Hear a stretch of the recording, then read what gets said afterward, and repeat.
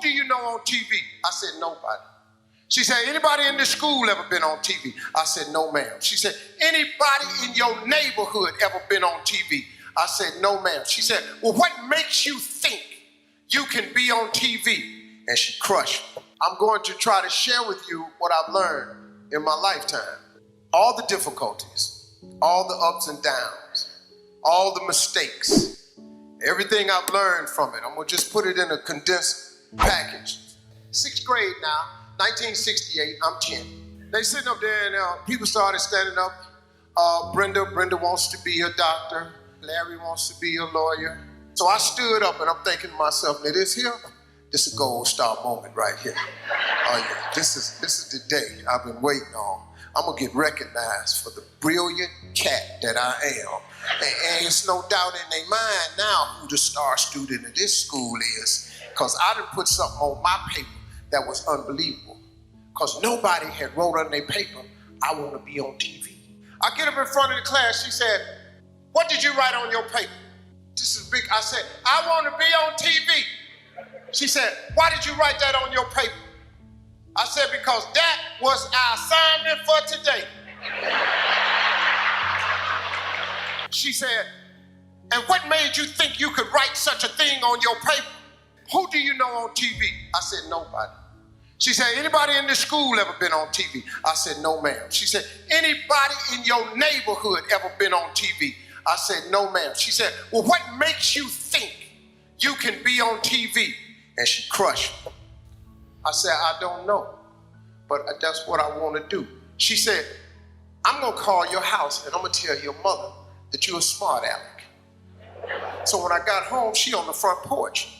And she said, what did you do up at that school? I said, well, Mama, I just did what she asked me to do. She asked me what I wanted to be. I wrote, I want to be on TV. She said, why did you write that on the paper? I said, because Mama, that's what I want to be. She said, when your daddy get home, I'm going to tell him you've been up at the school being a smart aleck. So he comes home, he takes his bath, and he's reading the paper, and afterwards, he said, boy, come in here. He said, what is this your mama telling me you did up at the school? And she's standing there. Tell him what you did. And I said, I wrote on a piece of paper, I want to be on TV. He said, what you do that for? I said, because that's what the teacher asked us, Daddy, what we want to be. She said, and being up there being smart, he gonna put a smart answer, he want to be on TV.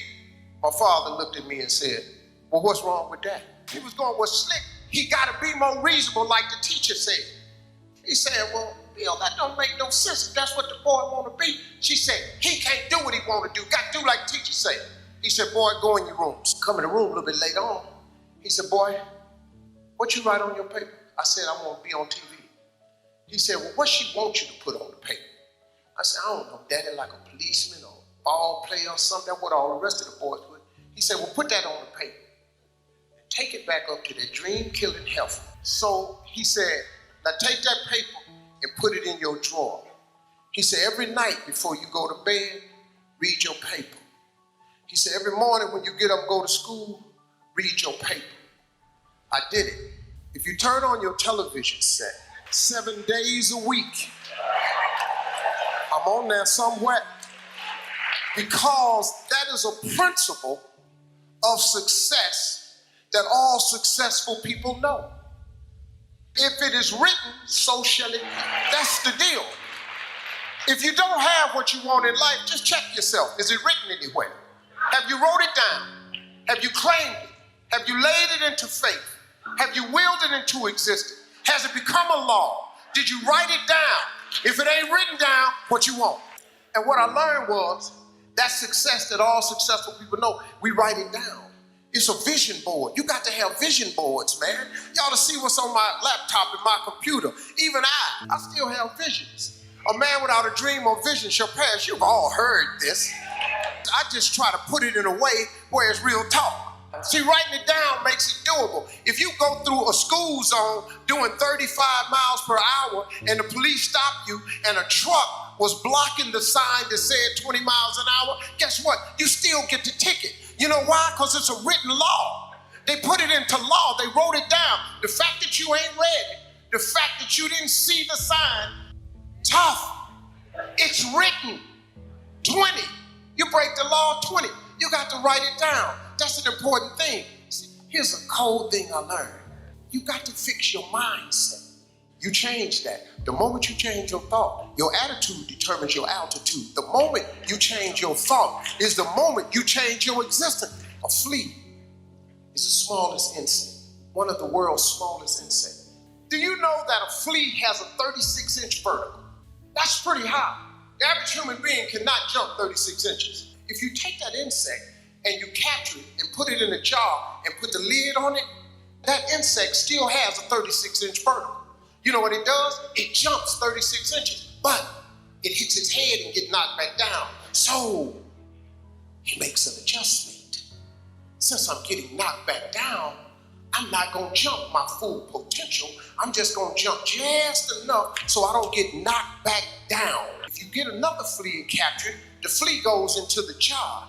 The flea again, another flea, has a 36-inch vertical. But because he's in the jar and he's seen what happens when he hits his head and he gets knocked back down, he duplicates what he sees the other flea doing. And he jumps just high enough where he don't hit his head. The sad thing about it is when these fleas have babies, these fleas are born with a 36-inch vertical. But because they live in the jar with their mama and their daddy, and they got a 36-inch vertical, but they see everybody else jumping just so high, they duplicate. It becomes generational. It gets passed down. The parent ain't got enough sense to say, hey, I messed up my jump, but you know, you can still go 36. Your brain is your lid. If you take the lid off, the potential in every one of us is expansive. It's unbelievable. Imagination is everything.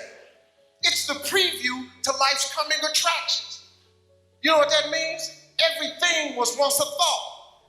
That's what that means. Let your imagination go. Open up your mind, trip a little bit. The Wright brothers were sitting around one day and said, hey, I'm gonna fly like a bird. So people said, come here, man. Hey, what this dude just said? Tell him what you just said. I'm gonna fly like a bird. I flew in here today. If imagination is everything, why not use yours? The possibilities in your life are endless, man. In order to be successful, you have to jump. It's like you stand on the edge of a cliff. In order to be successful, you got to jump. Everybody in here, you got to jump. If you don't jump, you can't be successful. Problem is, when you jump, you don't know if the parachute is going to open. So fear freezes you. The fear of failure, you've all heard all this stuff. I just have a different way of putting it. The fear of failure is the number one cause of failure. It freezes you. But let me explain something to you. If you don't jump, here's the one thing that's guaranteed. When you jump, you don't know if your parachute will open. But here's a fact. If you don't jump, it ain't opening for sure. It don't open at all. There's no chance of you enjoying the ride. But now here's the deal when you jump. Listen to this. I'm gonna tell you this. It ain't gonna open right away. I promise you that. When you jump, it's not opening right away. Oh, you're gonna get cut up because the parachute is not going to open right away. But see, and your parachute is success. Success. When you experience success, it opens the parachute. And now that fall is now a ride. It's an incredible ride. Your view is different. You see people on parachutes in the air all the time. You see them on TMZ. You cut on TV shows and watch people live their life. Stop watching people live a life you could be living. Jump. Jump. You got to jump. What you waiting on? It's safe right here, but it ain't about nothing right here. Living is different from existing. If you want to live, you got to jump, man. Just jump out there. But you got to jump. You got no life standing on this cliff, looking over, looking at everybody fly by, soar through the air like birds. You got to jump, man. That's the cold part. You got to jump. If you ain't never jumped, you don't even know if your chute works. You got to jump. You don't jump, you're gonna sit there. Parachute on your back, safe. You good? You existing?